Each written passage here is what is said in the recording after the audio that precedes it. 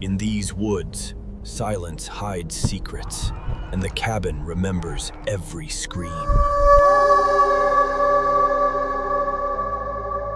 Some cabins are built by hand, some are abandoned with time, but some stand waiting in the woods, no matter how many times you leave. And when you return, it's as if the cabin already knew you were coming. Samantha, Jake, and Oliver had planned the trip for months. A simple forest getaway, far from the chaos of city life. They weren't expert hikers, but the trail was easy, and the old maps promised a cabin deep inside the woods. Perfect spot, Oliver had said. Shelter, a roof, maybe even a fireplace. By late afternoon, they reached it. The cabin stood crooked and weather-worn, half swallowed by vines. Its windows were black, its porch sagging, but it was real. Creepy, Samantha muttered. Cozy, Jake countered. We'll fix it up for the night. None of them noticed the mailbox half buried near the door. The paint was faded, but the name carved into it was fresh, waiting. Inside, the cabin was musty but intact. A table with 3 chairs, a stove, and even beds. Dust coated everything, but it was shelter. They unpacked, lit lanterns, and made dinner. The night grew thick outside, the forest swallowing sound. For a while, it felt normal, like camping with luxury, until Samantha looked at the fireplace. Above it hung 3 photos, old sepia-toned portraits. One of a woman, one of a man, one of a boy. Their faces blurred, faded. But the strangest part, each one was seated at the same table they now sat at. 3 people, same number, same seats. Guys, Samantha whispered, I don't like this place. Around midnight, as the fire burned low, a sound echoed through the cabin. Knock, knock, knock, slow, hollow. They froze. Probably a branch, Oliver said, though his voice cracked. The knocks came again, louder, deliberate. Jake grabbed a lantern and opened the door. No one. Only the trees. But when he turned back, Samantha and Oliver were pale, pointing at the table. There were 3 plates when they arrived. Now, there were 4. They didn't sleep. Every creak felt alive, every gust like a whisper. At dawn, they decided to leave, but when they opened the door, the forest trail was gone. No path, no footprints, only endless trees. Impossible, Oliver stammered. We came this way.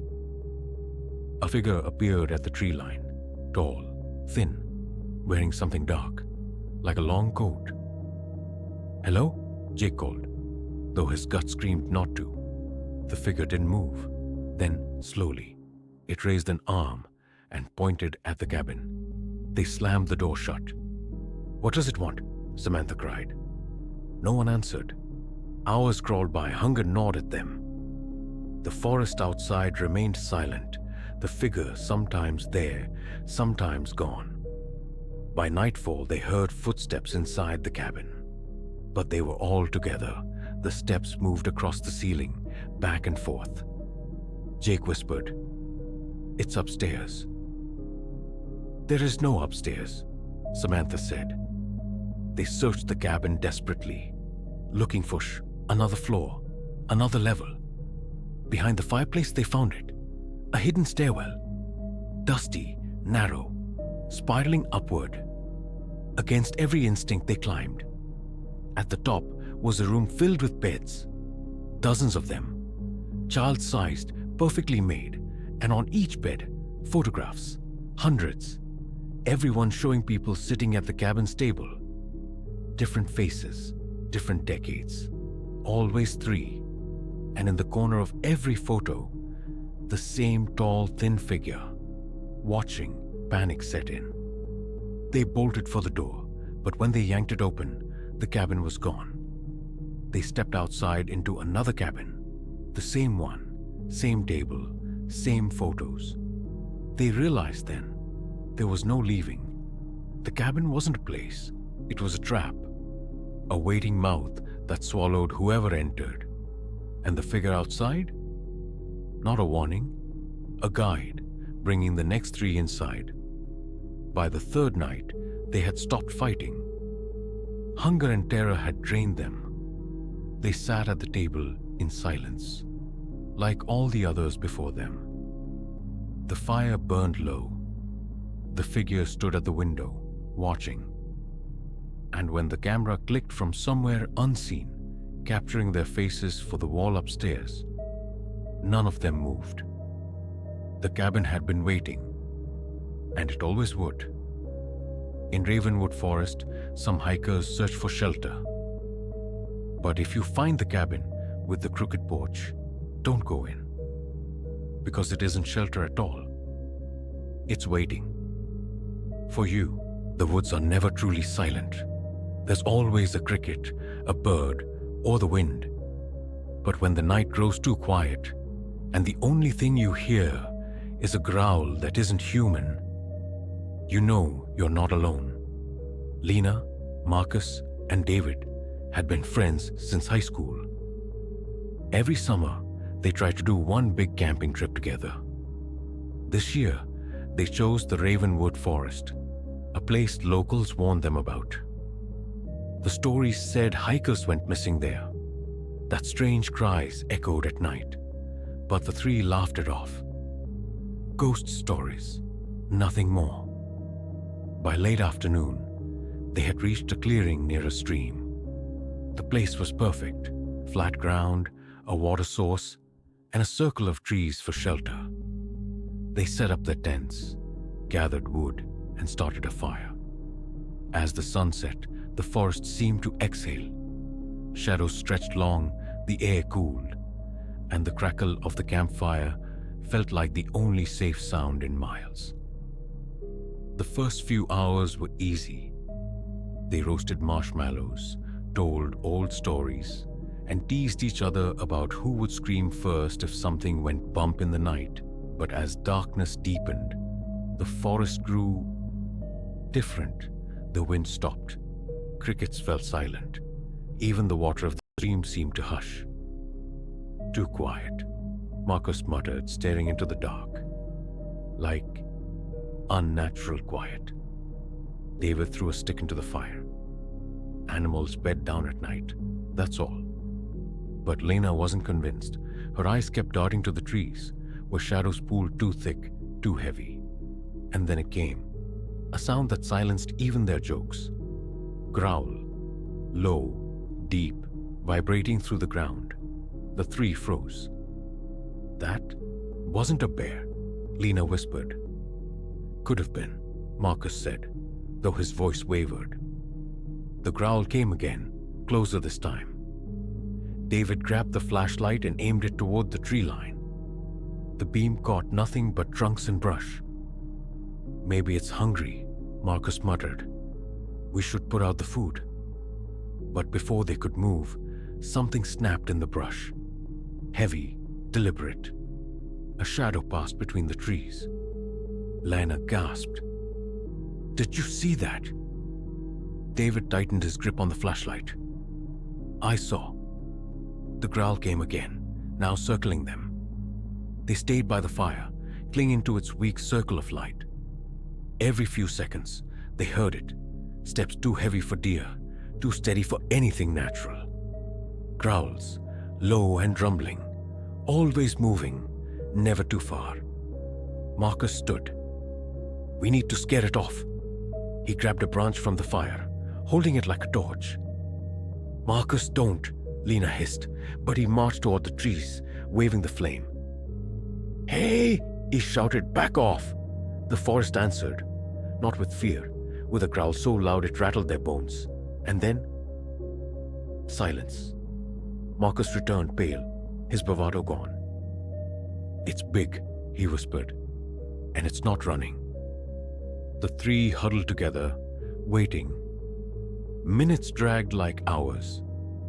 Finally, David whispered, maybe it left. But when Lena glanced at the stream, her blood turned to ice. In the water's reflection, She saw it. A massive shadow crouched behind their tents, but when she spun around, nothing, only the tents, swaying slightly.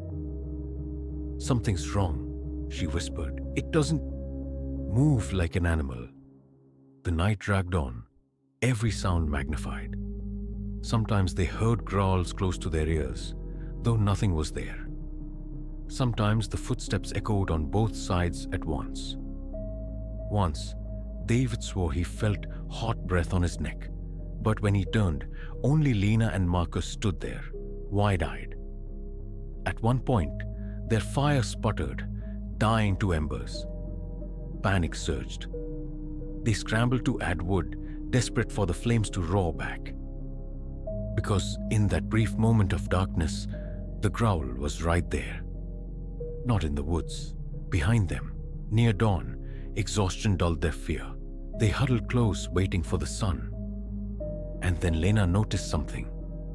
The shadows cast by the firelight didn't match. 3 of them sat in the clearing, but 4 shadows stretched long across the ground. One of them wasn't theirs. She screamed, pointing. The extra shadow rose, towering, bending unnaturally as it stretched toward them. The growl shook the clearing, deeper than before, vibrating through their chests. The fire exploded upward, blue for a moment before snapping back to orange, and the shadow was gone. At sunrise, the forest looked harmless again. Birds sang, the stream trickled, but none of them spoke. They packed in silence, too shaken to joke. As they left the clearing, Marcus glanced back one last time. The campsite looked normal, except for the ground. Where they had sat, the dirt was pressed down by 3 sets of footprints, and just behind those, a 4th, massive, deep, leading into the woods. Some say the growl still echoes in Ravenwood Forest. Not a bear, not a wolf, something older. Something that follows campers home in the quiet, waiting until the night is dark enough to growl again. The forest has a language of its own. Wind, birds, running water. But when the trees whisper a sound that follows your every step, you realize the woods aren't empty. Something is walking with you. Ethan loved hiking alone. His friends thought he was crazy, but solitude was the point. No voices, no traffic, no endless buzzing of phones. Just silence, broken only by the crunch of leaves underfoot. This trip was supposed to be simple. A weekend trail, a campsite by a creek, nothing more. He packed light, a sleeping bag, snacks, a knife, and his flashlight. The morning air was crisp, the trail narrow but clear. Shafts of light cut through the canopy like golden swords. He breathed deeply, smiling. For the first few miles, it was perfect. Around noon, he stopped at a stream. The water was clear, cold, refreshing. As he filled his bottle, he heard it rustle. He froze, listening. Nothing. He shrugged it off, blaming squirrels. But when he started walking again, he noticed something.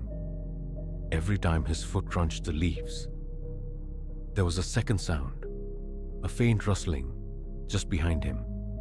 Step, rustle, step, rustle. Ethan frowned. He spun around. The forest was empty. But when he resumed walking, the sound followed again. The deeper he went, the louder it became. He tried to rationalize. Maybe another hiker? Maybe the wind? But the path had been empty all morning, and the rustling wasn't random. It matched his pace. When he sped up, it sped up. When he stopped, it stopped. By late afternoon, his nerves were fraying. Every shadow seemed to twitch. Every snapped twig sent shivers racing down his spine. He decided to change course, veering onto a side trail, less traveled. Maybe he could shake off whatever was following him. But the rustling followed, always behind, always close. As the sun dipped, The forest darkened quickly. Ethan pulled out his flashlight, its beam weak and flickering. The rustling grew bolder, no longer trying to hide. Twigs snapped, leaves crunched. Something was out there. He moved faster, panic clawing at him. The trail markers were fewer now, harder to see. His breaths came sharp and shallow. Just make it to camp. Just light a fire. Fires keep things away. But he never made it to camp, because when his flashlight beam skimmed the forest floor, he saw something that froze him cold. A torn backpack, and beside it, a shoe. Small, muddy, laces undone, no owner in sight. Ethan's pulse thundered. He wanted to check the bag, but dread told him not to. He turned, intending to go back the way he came. The rustling exploded into rapid footsteps, not behind him anymore, all around him. He bolted, branch away. Roots caught boots. His flashlight beam jerked wildly, carving crazy shapes into the dark. The footsteps followed, fast, relentless. Every time he thought he'd lost them, they reappeared, closer. Breathing ragged, he stumbled into a clearing and froze. A ring of trees enclosed the space. In the moonlight, he could see dozens of carvings etched into their bark, faces crude and twisted.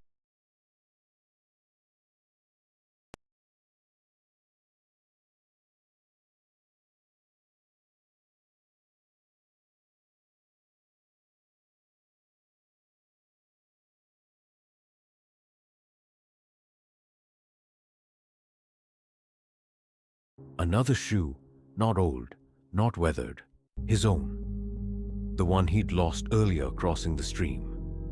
Which meant someone had been close enough to take it, close enough to follow, close enough to leave it here. The footsteps closed in.